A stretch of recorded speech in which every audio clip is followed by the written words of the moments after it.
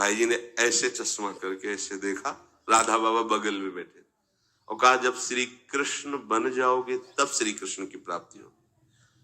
जगने पर, बहुत विचार करने पर फिर यह कि श्री कृष्ण बन जाओगे, भाई जी का तात्पर्य क्या था?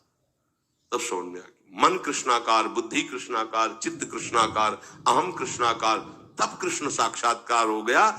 नित्य युक्तस्य योगिनः तस्याहं सुलभा पार्थ नित्य युक्तस्य योगिनः। नित्य युक्त हो गया जिसका चित्त प्रभु को छोड़कर किसी भी भोग भूमि में, किसी भी ऐश्वर्य में, किसी भी सिद्धि में, जैसे किसी को लगता है कि ये चमत्कार दिखाना, कोई भी चमत्कार दिखाना बहुत कठिन बात है। अगर भगवत दर्शन का लक्ष्य ना हो, भगवत प्राप्ति का लक्ष्य ना हो, तो कोई भी चमत्कार ऐसे करने में है कोई बहुत बड़ी बात मत समझ। बस ये है कि इधर अगर स्वीकार किया तो उधर गेट बंद हो जाएगा, इसीलिए पिट जाते हैं, गाली सुन लेते हैं महात्मा जन, लेकिन प्रयोग नहीं करते अपने भजन का, प्रभु के पास जाते हैं। ऐसा ना समझे ना कि वो चमत्कार पीछे घूमते हैं। केवल बस एक बात है कि अगर इधर लगे तो उधर का गेट बंद हो जाएगा। तो इतनी दुर्लभ बात बनने जा रही है, किसी को प्रमाणित करने के लिए कि हम महात्मा, हम भजनानंदी, हम चमत्कारी है, अपना गेट बंद करवा ले तो मूर्खता ही होगी ना। यहाँ क्या होगा? वाह वाह हो जाएगा, बस उसके आगे क्या होगा? फिर वही प्रपंच। तो ये जो ब्रज के महात्मा है, जो भगवत प्रेमी महात्मा है, जो भगवत प्राप्त करने वाले हैं, इनके अंदर चमत्कार के बाप की सृष्टि होती है।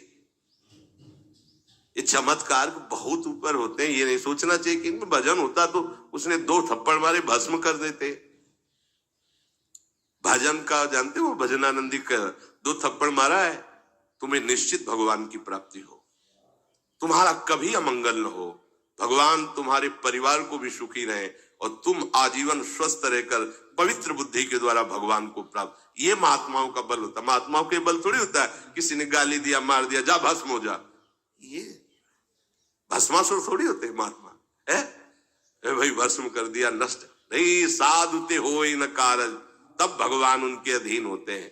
ये चमत्कार ये न सोचो कि भजन करते होते तो फिर चमत्कार, या ये गाड़ी घोड़ा रुपया पैसा चमत्कार, ये पापियों के पास भी है।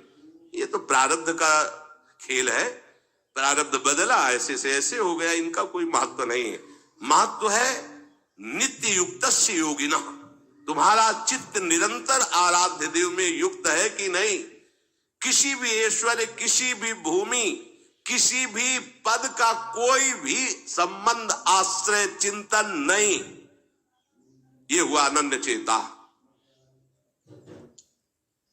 जैसे पतिव्रता स्त्री का मन केवल पति के ही सुख में निमग्न रहता है, पति का चिंतन, पति की बातें, पति वो उसी में मगन रहती है। पति के सिवाय उसके मन में अन्य किसी पुरुष का राग पूर्वक चिंतन कभी होता ही नहीं। जैसे शिष्य का गुरु के सिवाय कहीं चिंतन नहीं होता। पतिव्रता पत्नी का मन, प्राण, तन सब पति के ही सेवा में, चिंतन में, मनन में। जैसे शिष्य का गुरु के ही तन, उनकी सेवा में मन, उनके आज्ञा के पालन करने में एक एक चेष्टा गुरु की प्रसन्नता के लिए। कोई दूसरा इष्ट शिष्य का होता ही नहीं है। शिष्य का कोई दूसरा इष्ट नहीं होता। ऐसे शिष्य को अपने गुरुदेव में ही भगवान का साक्षात्कार हो जाता है।